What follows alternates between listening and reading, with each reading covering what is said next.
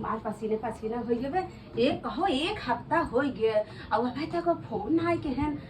राजस्थान जाए कुटुनिया से टिक्का है का रहे आज फोन लगाए थे तिनका बनावे करी उठा ले पहले फोन है तब बताई था जौन हमें घुघुट्टा वाले में कई गा है।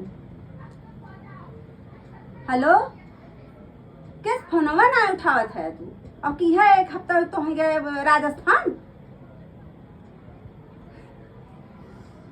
तो का वह जानते ना वहाँ सावा जी हम हंसत ना है हम रोवत है अंदर से।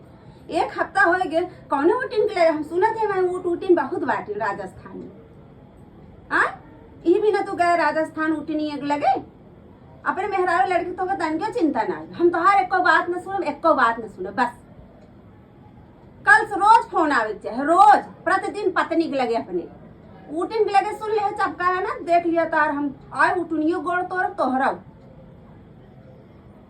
ठीक है हंसावा दिन हमका तहारी आदत नहीं ना लगता कल से रोज फोन किया हमें लगे। हाँ हाँ बूढ़ा बोलावत है जात है मुड़फ मेरे जान थे गए है रखत है नमस्ते प्रणाम।